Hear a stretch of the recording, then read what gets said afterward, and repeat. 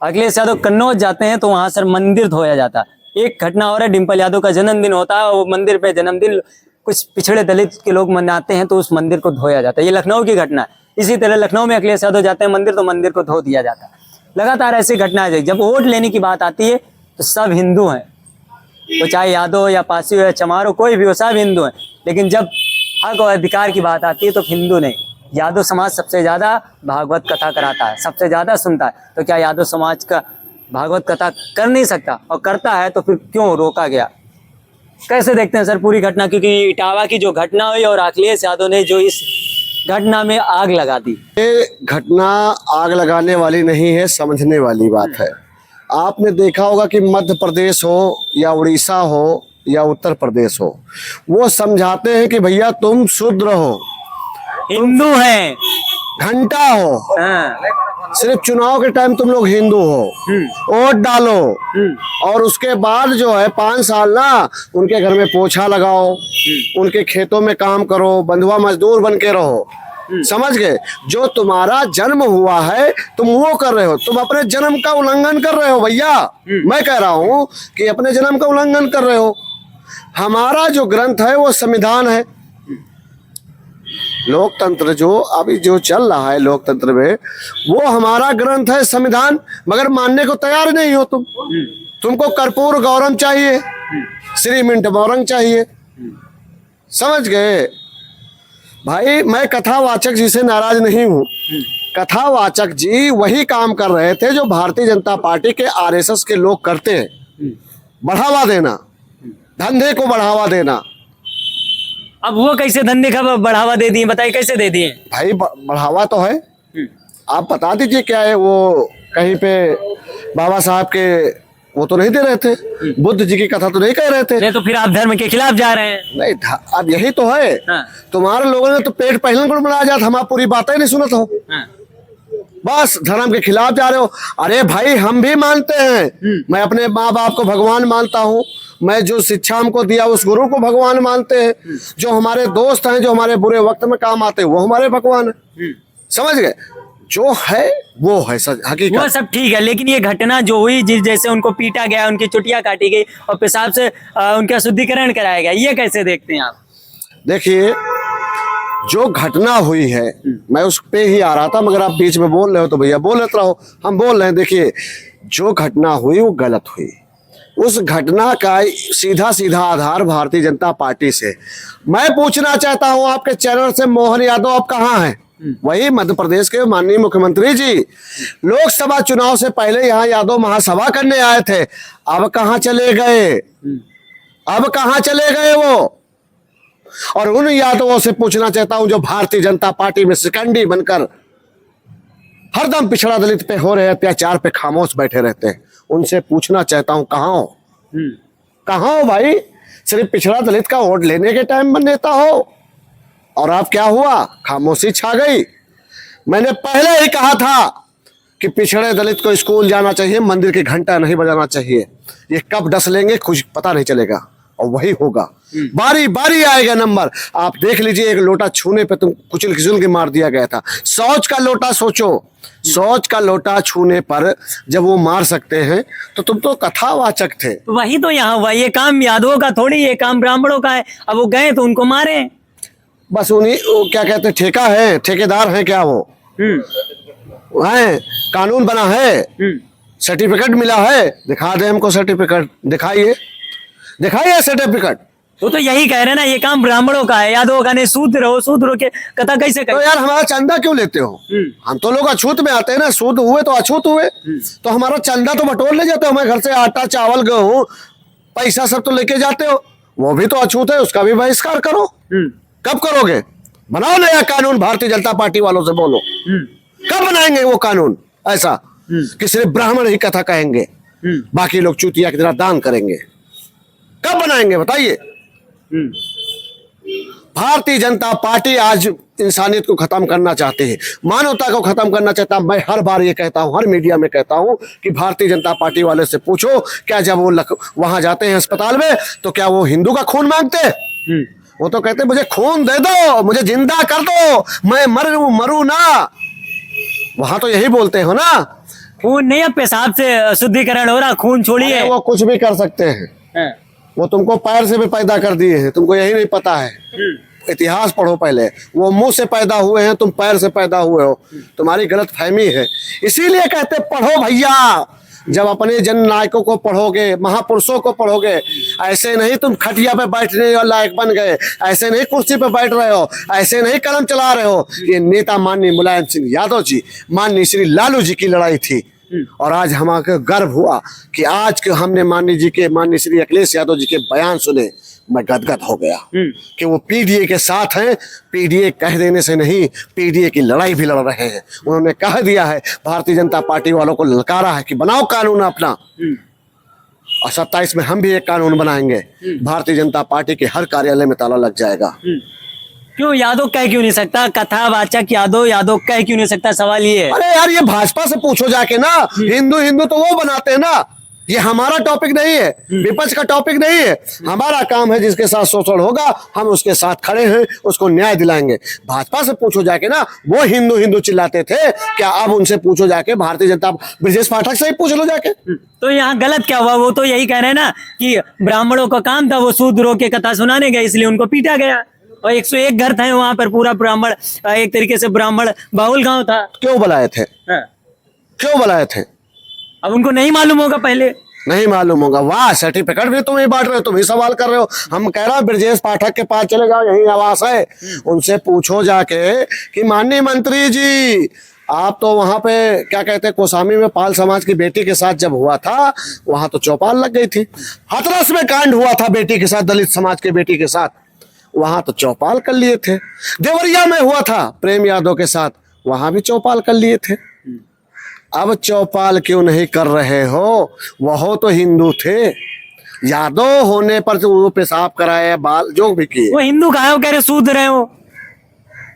तो भैया इसीलिए तो कह रहे हैं, मंच से बोले भारतीय जनता पार्टी वाले कि मुझे सिर्फ ब्राह्मण और ठाकुर का वोट चाहिए, यादव, निषाद, कोरी, पासी और भी जितनी जाति, 17 जाति 26 जाति हैं, इनका वोट नहीं चाहिए। बोलते नहीं, लेकिन हमेशा कर देते, चाहे वो मध्य प्रदेश हो या उड़ीसा, ऐसे तमाम घटना होती। क्या समाज को नहीं समझना चाहिए? अब आए सही समय पे कि हमारे पीडीए के लोगों में थोड़ी नादानी है। नादानी क्यों है? क्योंकि शिक्षा से वंचित है। जब वो पढ़ लिख लेंगे, आपको पता है 5000 स्कूल विद्यालय बंद हो रहे हैं। बिल्कुल पता है। हाँ, बंद हो रहे हैं। क्यों? किसके लिए बंद हो रहे हैं? किसके लिए बंद हो रहे हैं बताइए आप। पिछड़े दलित के लोगों के लिए बंद हो रहे हैं। पिछड़े दलित के लोग के बच्चे पढ़ने जाते हैं। बस तुम्हें यह कहा गया है कि तुम कामर उठाओ, तुम मंदिर का घंटा बजाओ, तुम पोछा लगाओ, तुम गोबर उठाओ, तुम भैंस चराओ, मगर कुर्सी पर बैठकर कलम न चलाओ। ये मनुवाद लोग सोच रखते हैं, ये सामंतवादी लोग सोच रखते हैं। इसलिए नहीं तुम्हारा बाल घुटाया गया कि तुम यादव थे। तुम्हारे बाल इसलिए घुटाए गए क्योंकि तुम उनके धंधे को चौपट कर रहे थे। नहीं, ये धंधा कैसे हो गया? ये तो धर्म धंधा कैसे हो गया? दसिया काटे धंधे आयो। ये धंधा है, ये धंधा है भाई, धंधा है। आप एक बात बताओ, तुम मुंह से पैदा हो सकते हो, तुम पैर से पैदा हो सकते हो, तुम नाभि से पैदा हो सकते हो। जाओ पूछो जाके इन लोगों से कि कैसे पैदा हो गए भाई।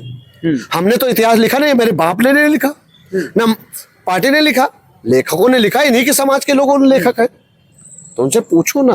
एक सवाल ये भी है कि सर सुनिए पहले सवाल सुनिए। जिस तरीके से उनको पीटा गया, उनके बाल मुड़वा दिए गए, उनकी चुटिया काट दी गई, तो फिर क्या ये हम उसी विचारधारा में जा रहे हैं जो सैकड़ों साल पहले जो था कि ये काम इनका है, यादव है तो भैंस रहेगा, वो करेंगे, ब्राह्मण है तो ये बराबर बैठेंगे, उसी विचारधारा में जा रहे हैं। देखो, कुछ हमारे नौजवान साथी हम लोगों से, हमारे यादव समाज के लोग पूछते थे कि अरे ये सब झूठ लिखा है। अब आंख के सामने हो गया है। मैं तो कहता हूं कि इनका बहिष्कार करो, इनको शादियों में मत बुलाओ, इनको कथे में मत बुलाओ, इनका बहिष्कार कर दो। पुण्य नहीं मिलेगा फिर। एक बात बताइए, कुंभ क्या करने गए थे लोग? गंगा नहाने गए थे। गंगा नहाने गए थे।